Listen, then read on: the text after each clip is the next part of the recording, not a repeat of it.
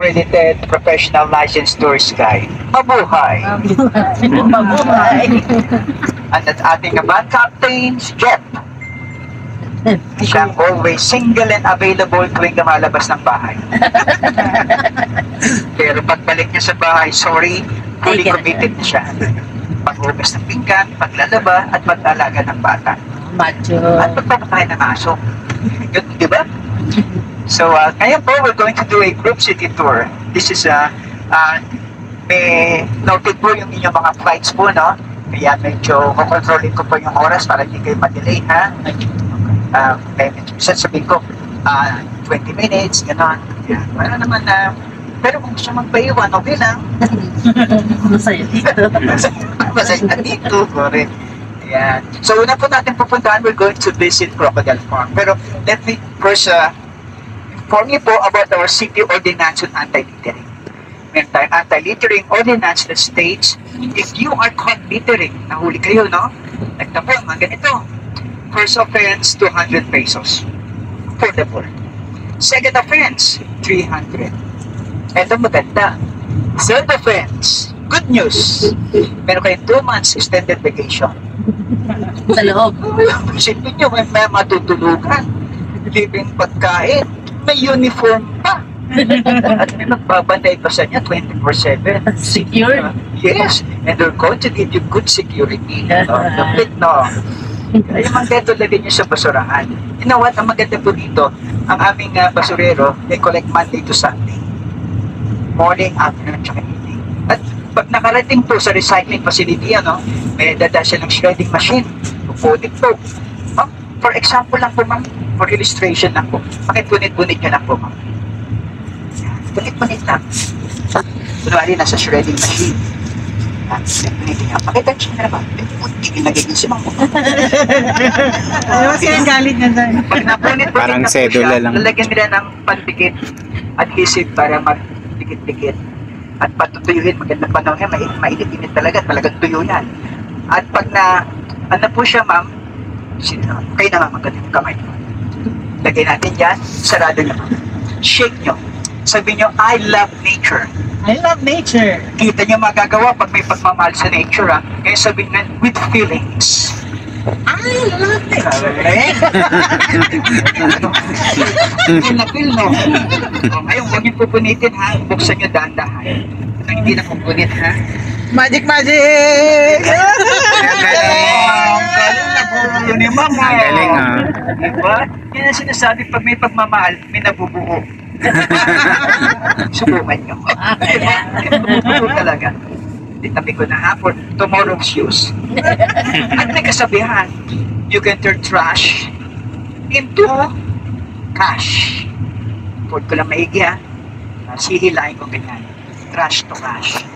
Kailangan ano man siya, talagang internet siya para pag-inila kung gano'n. Kailangan, tingin po, ha? Yung mata nyo, tingnan nyo maigi, ha? Dapat naman pinahawak mo sa akin ganyan. Ay, patay Sir, tayo meron dyan. pa ako dito dalawa. Ako dyan. Kapatid po ito nun eh. Nagandaan ako dito. Sabi. Ito yung mas malupit. Ito yung mas malupit. Ito yung pinaka-viral. Most requested. Ang tawag ay The Vanishing 3,000. Sipin nyo, ha? Yung 3,000 nyo bigla mawawala. Hindi nyo na makikita. Sino siya niyang gusto maka-experience na? Wala? Wala. Wala. Gusto ko lang naman kayo magkaroon ng unforgettable experience. Okay na po yan. Yung pagbalik ko, oy, 3,000 ko biglang nawala. Ang galing ko, di ba? Makalimutan. Okay na ako sa picture na naging 1,000. Wala. Ayaw nilang ma-experience. Wala ba yung appearing 3,000 po? Makakaya na yan. Anyway, okay, Crocodile Farm po muna. Ito, ha? Doon sa Crocodile Farm, may nakita kayo ng iba-ibang klaseng crocodile. Meron baby crocodile. Meron din yung freshwater crocodile at yung saltwater crocodile yung malalaki. And pwede kayo magpa-picture ng crocodile hawak-hawak nyo. Safe yun kasi yung Scotch tape po yung muso naka-Scotch tape. Pero kung sakali matanggal yung scotch tape, wala na po kayong babayaran. Promise. Pwede pong magtanong, Ayun po. yung salt crocodile ba? Salt water crocodile. Nagkaka-UTI po ba sila? Yung saltwater crocodile kung nagkaka-UTI daw. Magandang katanungan yan. Di ba si Ernie Barong po? Anong seryoso? Ma-research na yan. Alam ko, Water kasi tatanungin ako, wala meron sa diba, no? At maganda daw kung hina-high blood pa sila, no? Babad sa At asin. alam niyo ba, nalaman ko, yung mga crocodile doon, pinapakain nila isang araw, 20 kilos of pork. Sipin na. Blood ah. Pero ha, pag napakain na yun ng isang araw ng 20 kilos of pork, kuminsan for 1 week, hindi mo na kailang pakainin. May kabusugan. Ha? Pero may ibang klaseng crocodile na kumonsumo ng pork milyon-milyon. Tawa ako dyan, no? Alam na. So hindi po kami safe Pero doon. hindi ho lahat. Joke. Hindi lahat. Joke. Kasi meron talagang iba doon na masasabi natin honorable talaga. Yung iba. Binitira pa. Kasi ang freshwater crocodile tawag Crocodylus mindorensis. Yung saltwater Crocodylus porosus. Yun yung kumakain mga 20 kilos of pork. Parang bating nyo sa akin na. Yun din po ba yung ginagawang sisig? Di ba Ay, may opo, ginagawang dati po, sisig? may crocodile sisig dito. Mm. Kaya lang po, actually hindi galing dito yun ha. Sa labas ng Palawan yun. Mm. Taytay. May taytay din kasi dito eh. Opo, tay-tay. Kaya lang, humina order ng Hermes ng skin. Skin. Kaya medyo Mahinto rin ang Opo. sisig. Pero ako, honestly, no, gusto kong masubukan. Wala dito. Yung crocodile lechon. Oh, lechon. Nakita ko Sa Thailand. Mo? Thailand. Sa Thailand? Sa Pilipinas, ako meron din po eh. Gusto ko inisip ko kung ano kayo nasa bibig na nung hindi mamasanas. Baka po kamay. Masaklap ko bungo. Bungo. Ulo sana eh. Tapos po doon, meron silang sariling guide, 30 minutes lang yun, no? Kung sakaling 30 minutes wala pa po kayo, 1 oras, 2 oras, Alam abangan na. po kayo sa balita. Ay, guess ko yan, no? Alam ko yung damit, yan. Tapos aakit po kayo doon, may makikita kayong malalaking crocodile. Iwasan niyo po mabitawan yung cellphone niyo o kung ano mang gamit niyo. Kasi pag nahulog yan doon, naku, walang matapang nakukuha niya para sa inyo. Souvenir na nila yan. Baka makachempering kayo din ng ibang mga hayop doon, makita niya po, animals. Pansinin niyo, no? Pag ang bigkas mo, hayop o animals, iba yun, no? Pero pag ang bigkas mo, hayop o animal, parang ibang tukoy na rin, no? Parang tawan dating, no? Ganun, no? Ito po yung South National Road, papuntang Southern Palawan. Teka, total mga Pinoy kayo. Ilang islands nakalimutan ko na kung high tide o low tide. Ilang islands meron tayo sa Pilipinas? 7,107. Okay, kinakanta pa nga, di ba? Pero alam niyo ba ngayon, meron tayong 7,641 islands. Ang dami na, no? Alam niyo po yung Amang Pulo? Naririnig niyo? Apo. Doon pumupunta si Yung mahal po yung Jolie at turon. si Brad Pitt, di ba? Doon nagbabakasyon. Kaya lang ngayon, hindi na nila pwede gawin po yun.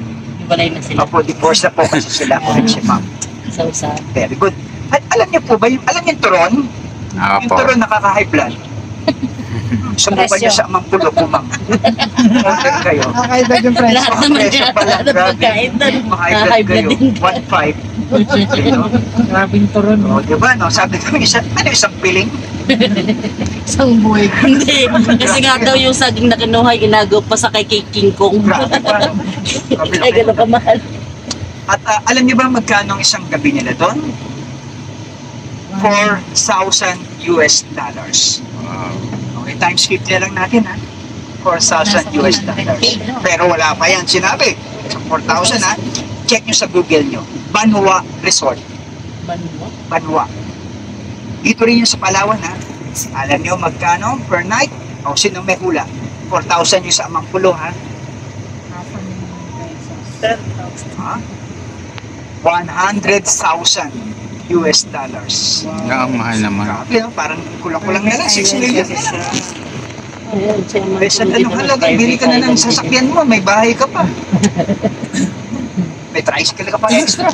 Ba't po ang mahal doon? Grabe, no? At dito po, sa Palawan, na magmula sa north, Coron, yung El Nido, napuntahan nyo, San Vicente, the longest white beach in the Philippines, Inapakan, one of the clearest water in the world, hanggang papuntang, siyempre, Underground River, papuntang south, yung Quezon, Tabon, at yung Balabac. Search nyo po Balabac. Yung magandang sama nyo sa bucket list nyo yan. Noong araw, nung ako'y bata pa, no? Pag naririnig ang salitang Palawan, ay, hindi kayo mag-isip na mamasyal dito. Bakit? Ano pupunta? 3 things. Una, mga lepers, mga keto. Pangalawa, inmates sa iwahi. Pangatlo, malaria. Pero actually yung lepers, ano na magaling na eh. Yung malaria, may cure. Yung inmates, kakaibang inmates dito. Akala ng tao, pakalat-kalat na dito. May certain area sila. At minsan pag napupuntahan ng mga guest, kasi dati kasama yun eh, nagugulat sila. Yung dala ko nga nung isang araw ng mga American soldiers, talagang hindi sila makapaniwala, nakita nila, kakaiba. Kakaiba. Yung gusto ko, parang gusto na pumirme. Isipin nyo ha, medyo describe ko lang ha, ang penal colony. Doon yung malulupit na kriminal sa buong Pilipinas na dinadala galing Muntinlupa.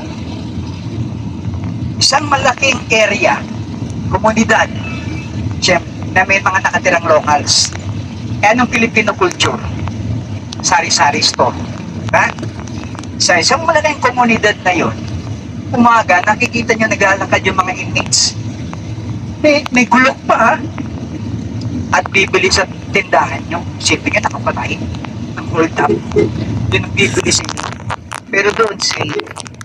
At nakita ka ng meron. Kulat sila, may gulok ko. Nakabisikleta pa nga yung iba. That's how different it is over here. And in fact, sabi ko, meron pa nga iba dyan na nakagawa ng family. Sa loob ha, sa loob. Sabi ng mga puti. At them nang karoon ng baby. How? How daw? Sabi ko, no need for me to explain. You know how to make a baby already. Diba? Explain. Tapos yung isa doon, actually, 25 years na kalaya na. Ewan ko kung mag-meet natin mamaya sa katedral.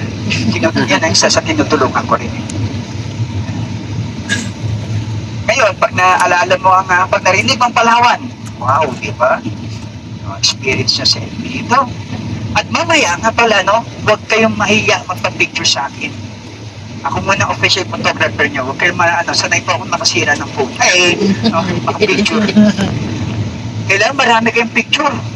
Para pag in-upload nyo, makita na mga kaibigan yung Marites. At sila naman may kita pumunta naman dito. Yun ang promotion. Yan. Biro niya. Gustong-gusto ko ng trabaho ko, totoo lang. Kasi I meet different kinds of people every day. From different region to different nation. Tapos, dala ko Australian, Bulgarian, tapos Russian. Iba-iba. Ngayon, puro Pinoy. Akalain nyo, pareho bang taga Pampanga? At syempre, gano'n tulad nyo, iba-iba. Kaya lang, minsan gano'n ako nangyayari sa iba-ibang dialect na yan. Nung ako'y bata-bata, nagkaroon din ako ng girlfriend dati sa Florida Blanca. Malapit sa airstrip bata yun. Eh sabi ko, ano lang ako dito, yung peg lang ba? Gano'n lang. Gano'n lang. Sabi niya sa akin, kapamo. Huh? Halik na hinihingi ko, sabi sa akin, kapamo. Sinunod ko. Bigla ako sinampal. Ba't ako sinampal? Eh, ba't ko daw kasi pinapakapa? Eh, sabi mo, kapamo. Iba pala, ibig sabihin nyo ng kapamo, no? Teka muna pala. Kasi punasan niya, may pawis eh. Hinayari ako yan. O, minsan naman, nasa, Bisaya, no? Eh, may nagkaroon ng problema sa sound system. Gusto kong sabihin, habang naghihintay, aliw-aliwin nyo muna sarili nyo. Eh, ginamit kong salita. Habang naghihintay, maglibang-libang muna kayo dyan. Kasama ng tingin sa akin. Wala, sa Bisaya, ang libang-libang, Mag-flat muna kayo dyan. Ari ako to. Ingat talaga. Okay, po muna tayo ha. Picture muna kayo. Pa muna natin ticket.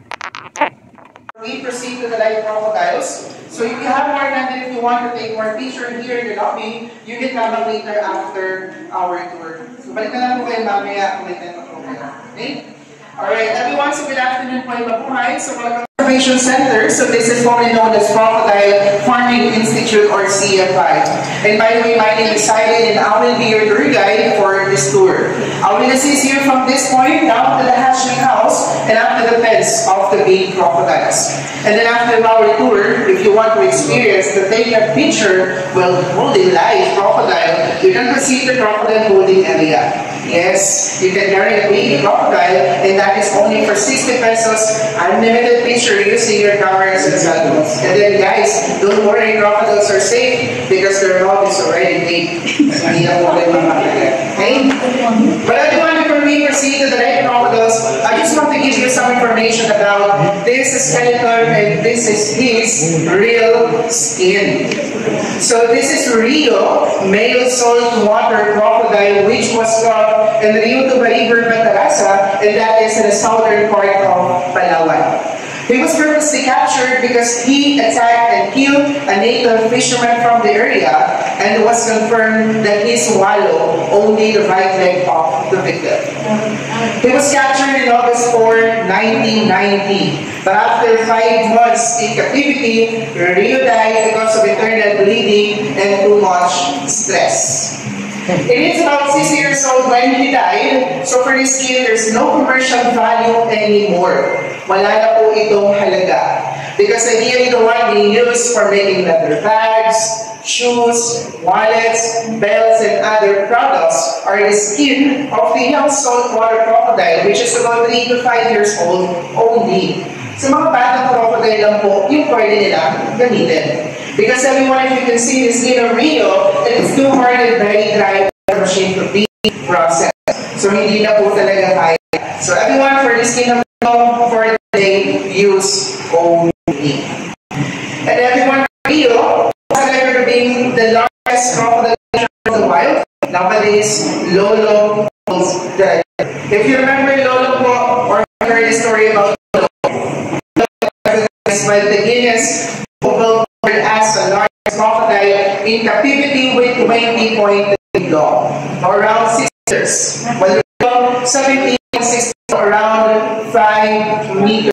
So Lolo was almost 1 meter longer than Rio.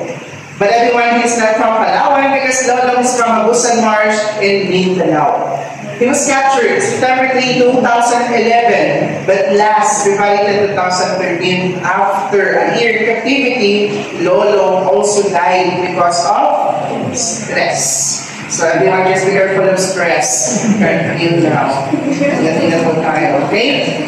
So by the way, if you want to see Lolo po, he was displayed now in National Museum in Manila. So doon naman po siya dinala at hindi po dito sa Palawan. But everyone, the name Lolo in honor to this state captain, Mr. Ernesto Lolo Cunyato, the one who came from Palawan and the former employee of this project. Suddenly, Mr. Ernesto died for Lolo the crocodile was captured, but not because he was attacked by the crocodile. He died because of heart attack.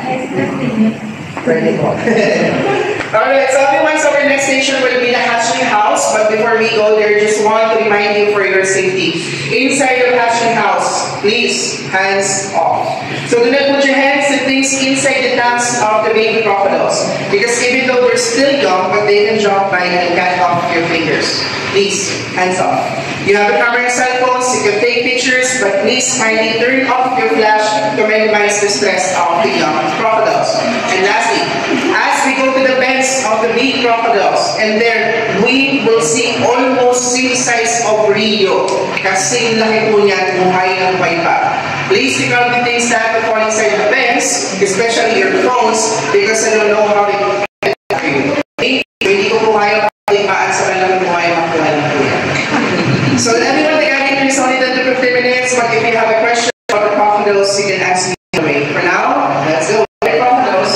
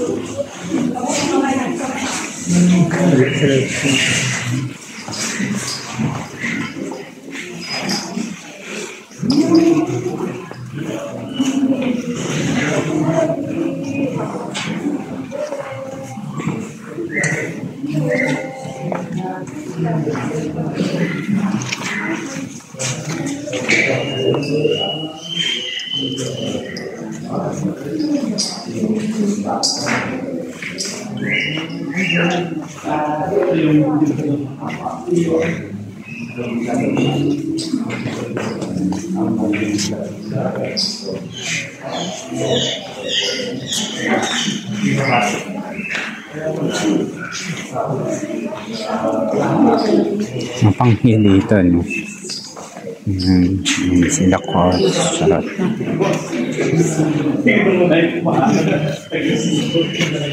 Malaki na sila. Dati maliliit yan. Sarap. Ang dami na yan.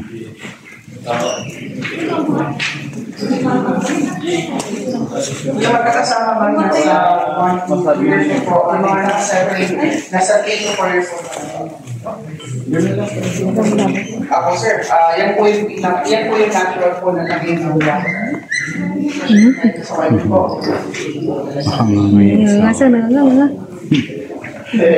Sa mga crocodile farmers po yung mga gumagawa sa mga plants, so gumagamit na po sila ng warm water para po makalang po pageant sa crocodile. Yung mga nasa 3 to 4 years kasi kailangan po mas malaking and also madami po mga so yun po ang kasi then we part po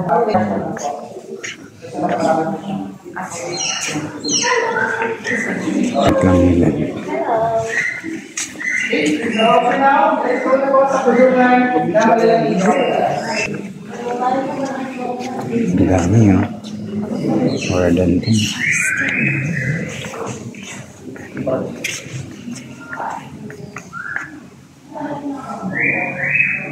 Sila gumagalaw, no? Garlic.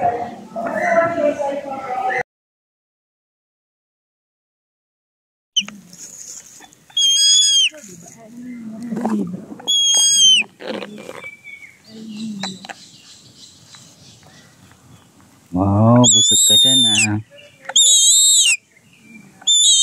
Laki niya na.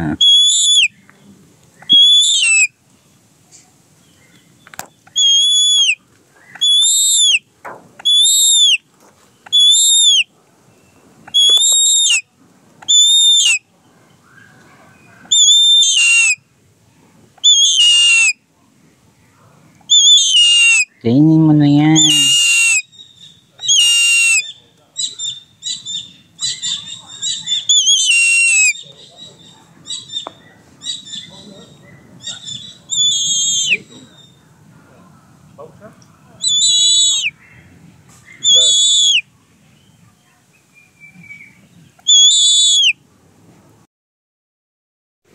Tingnan open. Pwede sila makatakas.